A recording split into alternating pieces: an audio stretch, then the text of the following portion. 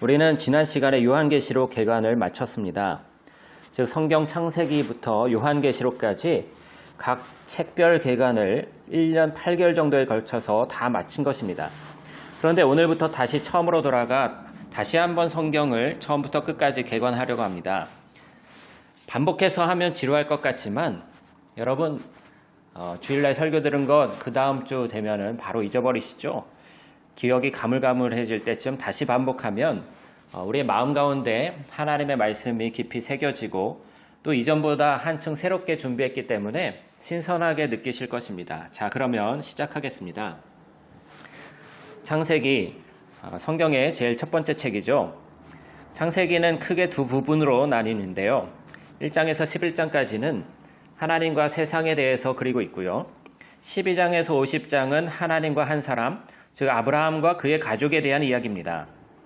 그리고 이 두 부분은 12장 처음에 나오는 아브라함을 부르시는 사건으로 연결이 되는데요. 이 구조는 창세기가 전달하는 메시지와 성경 전체 이야기를 이해할 수 있는 단서가 됩니다. 창세기는 1장 2절에 기록된 대로 하나님께서 혼돈과 흑암의 상태를 질서와 아름다움의 상태로 창조하심으로 시작합니다. 그리고 하나님은 생명이 번성할 수 있는 세상으로 만드셨습니다. 하나님은 사람을 창조하시죠. 히브리어로 사람은 아담이라고 합니다.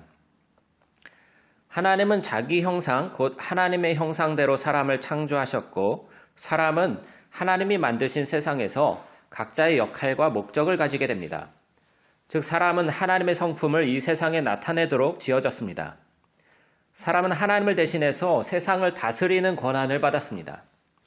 다시 말해서 그들은 최선을 다해서 세상을 돌보고 더욱 생명이 번성하도록 하는 의무가 있었습니다.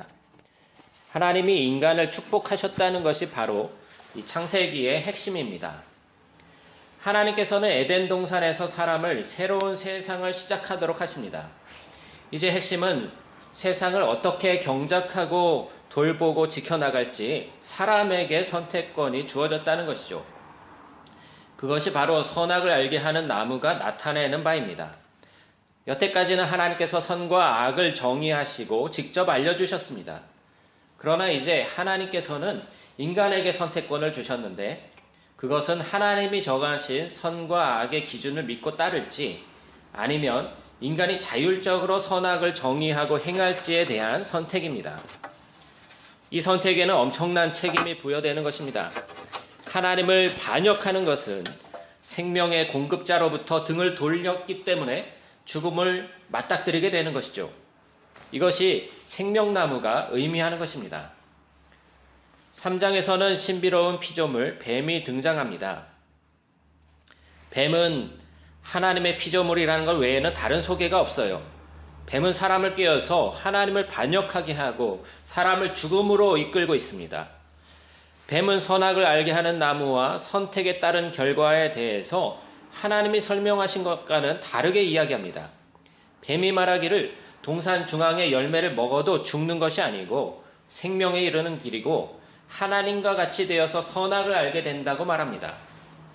그러나 이미 인간은 하나님의 형상을 따라서 하나님의 모양대로 창조되었기 때문에 뱀의 꼬임으로 야기된 이 비극은 사실 앞뒤가 맞지 않는 것입니다. 그러나 인간이 하나님을 신뢰함 대신에 자유의지로 선악과를 따먹어버리고 스스로 선악을 판단하기 시작하자 그로 인해 모든 이야기는 통제할 수 없는 상태로 진행됩니다. 그 첫 번째 결과가 사람과의 관계입니다.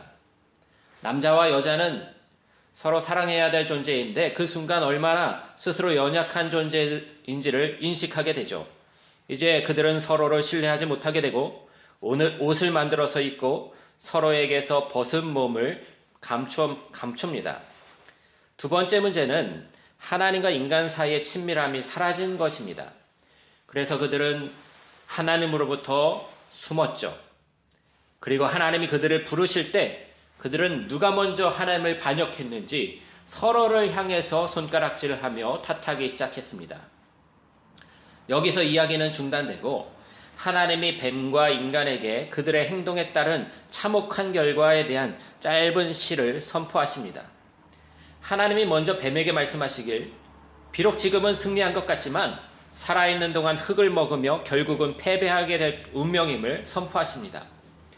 하나님은 어느 날 여자의 후손 또는 한 씨가 뱀의 머리를 상하게 하는 치명적인 타격을 가할 것이라고 약속해 주시죠.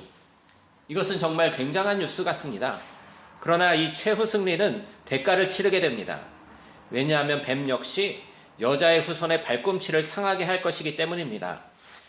이것은 상처 입은 승리자에 대한 신비로운 약속입니다. 그러나 지금까지 이야기 흐름에서 볼 때 이 약속을 하시는 것은 하나님의 은혜임을 기억해야 합니다. 인간은 지금 반역을 꾀했습니다. 그런데 하나님은 무엇을 하십니까? 하나님은 그들을 구하기를 약속하시는 거예요. 그러나 이것은 인간의 선택의 결과를 말끔히 지을 수 있는 것은 아닙니다. 하나님은 아담과 하와에게 앞으로 집이나 들판에서뿐 아니라 인간의 삶의 모든 영역에서 슬픔과 수고가 있으며 결국 죽음으로 이끌게 된다고 말씀합니다. 여기서부터 이야기는 다시 하얀 곡선을 그리며 추락하죠. 3장에서 11장에서는 하나님을 거역한 삶이 어떠한지 그로 인해 깨어진 인간관계들을 보여줍니다. 가인과 아벨의 이야기인데요. 가인은 그의 동생인 아벨을 질투해서 그를 죽이고자 합니다. 하나님은 그에게 죄를 다스리라고 경고하셨지만 가인은 들에 있을 때에 아벨을 쳐서 죽였습니다. 그리고 가인은 여호와 앞을 떠나 폭력과 탄압이 다스리는 도시를 건설합니다. 이것은 라멕의 이야기에 잘 나타나는데 그는 한 명 이상의 아내를 둔 첫 번째 남성으로 성경에 기록되었죠. 그는 아내를 재산처럼 여겼고요. 그리고 라멕은 가인보다도 더 폭력적이고 복수심에 불타는 노래를 부르기까지 했습니다. 그리고 하나님의 아들들이라는 조금은 의아한 이야기를 보게 됩니다. 이들은 악한 천사나 신들로부터 내려온 고대 왕을 뜻하는 것으로 여겨집니다. 그들은 라멕처럼 자기들이 좋아하는 모든 여자를 아내로 삼고 위대한 용사로 알려진 네피림을 낳습니다. 문제는 인간이 하나님의 세상을 폭력과 타락이 가득 찬 인간의 왕국으로 만들고 있다는 것입니다. 이에 대해서 하나님은 한탄하시고 마음에 근심하셨습니다. 인류는 하나님의 선한 세상을 망가뜨리고 서로를 파멸시켰습니다. 하나님은 그의 세계의 선함을 보호하시기 위한 열심을 가지고 대홍수로 인류의 타락을 쓸어버리십니다. 그러나 하나님께서는 당대 완전한 자인 노아와 그의 가족을 보호하셨죠. 그리고 하나님은 노아를 새로운 아담으로 칭하시면서 생육하고 번성하여 땅에 충만하라는 아담에게 주신 축복을 노아에게도 허락하십니다. 이제 우리는 인류에 대해서 다시 소망이 생긴 것입니다. 그러나 노아 역시 아담처럼 실패하고 맙니다. 노아는 포도나무를 심었는데 포도주를 마시고 취했습니다. 그리고 그의 아들 함은 장막 안에 벌거벗은 아버지를 부끄럽게 했죠.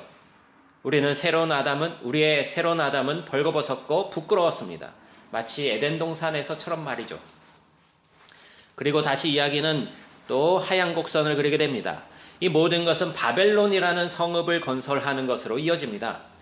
고대 메소포타미아 사람들은 벽돌을 만드는 새로운 기술을 가지게 되었습니다. 그들은 성읍과 탑을 어느 누구보다 이전보다 더 크고 더 빠르게 지을 수 있었습니다. 그들은 하늘에 탑을 닿게 하여서 그들의 이름을 내고자 하는 그런 새로운 탑을 건설하고자 합니다. 이것은 인간의 반역과 오만함을 보여줍니다. 에덴 동산의 반역이 이제는 더 커진 것입니다. 그래서 하나님은 인간의 자랑을 낮추시고 그들을 온 지면에 흩어버리십니다. 여러분, 지금까지 다양한 사람들의 이야기가 펼쳐졌습니다. 그러나 모두 동일한 주제가 반복되고 있음을 아셔야 합니다. 하나님은 하나님의 세상을 인간들의 옳은 것을 행할 수 있도록 기회를 계속 주심에도 불구하고 인간은 그것을 계속해서 망가뜨리고 있다는 것이죠. 이러한 이야기들은 우리가 좋은 세상에 살고 있지만 우리가 세상을 나쁘게 만들고 있다는 것입니다. 즉, 선악과를 따먹음으로 인해 우리 스스로 선과 악을 규정하기로 선택했고 우리 모두가 이 세상에 깨어진 관계와 갈등과 폭력과 그리고 죽음의 원인을 제공하고 있다는 것입니다. 그러나 여러분, 소망이 있습니다. 하나님은 어느 날 여자의 후손이 그 상처 입은 승리자가 악을 이긴다고 약속하신 것입니다. 인간의 악함에도 불구하고 하나님은 세상을 축복하기로, 구하기로 결정하셨습니다. 그럼 이런 질문이 생기게 되는 것이죠. 하나님은 무엇을 하시려는 걸까? 그래서 다음 스토리론 이 질문에 대한 대답이 되는데요. 그러나 여기까지 오늘 마치도록 하겠습니다.